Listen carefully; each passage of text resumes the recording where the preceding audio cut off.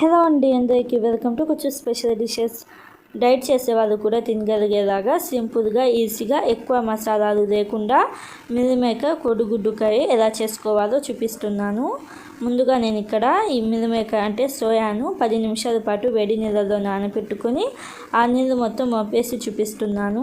ఇలాగ నానబెట్టుకున్న ఈ సోయాలో నీళ్ళు ఉంటాయి కదా, అవి మొత్తం పోయేలాగా బాగా పిండేసుకొని ఈ సోయాను ఒక ప్లేట్లోకి తీసుకోండి. సోయాలో మాత్రం నీళ్ళు అసలేమీ లేకుండా చూసుకోండి. ఇలాగ సోయాని ఒక ప్లేట్లో తీసుకున్నాం కదా, ఇక్కడ నేను 5 కోడిగుడ్లను ఉడికించుకొని పైన ఉన్న పెంకు తీసేసి ఇలాగ ఘాట్లు పెట్టుకుంటున్నాను.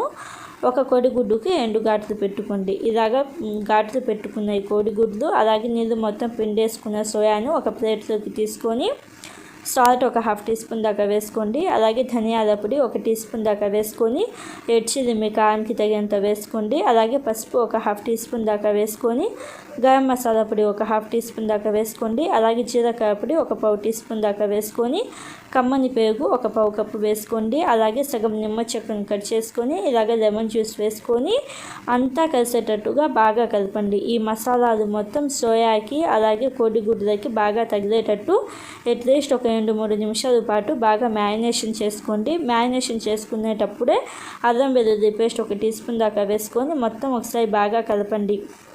ఇలాగ బాగా కలుపుకొని పక్కన పెట్టండి. ఇప్పుడు స్టవ్ ఆన్ చేసుకొని కడాయి పెట్టుకొని నెయ్యి 1 టీ స్పూన్ దాకా వేసుకోండి. అలాగే నూనె ఒక 2 టీ స్పూన్ల దాకా వేసుకొని, జీలకర్ర ఒక 1/2 టీ స్పూన్ దాకా వేసుకోండి. అలాగే 2 మీడియం సైజ్ ఉల్లిపాయలను సన్నగా కట్ చేసుకొని వేసుకోండి. నెయ్యి నేను హెల్తీ కోసం వేసాను, మీరు కావాలంటే మొత్తం నూనెతో కూడా చేసుకోవచ్చు. ఉల్లిపాయలు ఇలాగ కొంచెం గోల్డెన్ కలర్ వస్తున్నాయి అనుకున్నప్పుడు మనం మ్యారినేషన్ చేసుకున్న సోయా అలాగే కోడిగుడ్లు ఉంటాయి కదా, అవి వేసుకొని ఒక 2 ml కరివేపాకు వేసుకోండి. అలాగే 2-3 పచ్చిమిర్చిని చీలికలుగా కట్ చేసుకొని వేసుకొని అంతా కలిసేటట్టుగా ఒకసారి బాగా కలపండి. 1 నిమిషం పాటు బాగా కలపండి. ఇలాగ బాగా కలుపుకున్న తర్వాత పైన మూత పెట్టేసి మీడియం ఫ్లేమ్లో ఒక 2 నిమిషాల పాటు ఉడికించుకోండి. 2 నిమిషాల తర్వాత 1 గ్లాస్ దాకా నీళ్ళని వేసుకోండి. ఒక 1/2 గ్లాస్ నుంచి 1 గ్లాస్ దాకా నీళ్ళని వేసుకొని ఇంకొకసారి బాగా కలపండి. ఇలాగ ఇంకొకసారి బాగా కలుపుకున్న తర్వాత పైన మూత పెట్టేసి మంట మీడియం టు లో ఫ్లేమ్లో పెట్టేసి ఒక 5 నుంచి 8 నిమిషాల దాకా ఉడికించుకోవాలి. మధ్యలో మూత తీసేసి ఒకసారి బాగా కలుపుకుంటూ ఉండండి. ఇలాగ ఒక 8 నిమిషాల పాటు ఉడికించుకున్న తర్వాత సన్నగా కట్ చేసిన కొత్తిమీర వేసుకొని ఉప్పు కారం సరిపోయిందో లేదో చూసుకొని అడ్జస్ట్ చేసుకోండి. నాకైతే ఉప్పు కారం సరిపోయింది.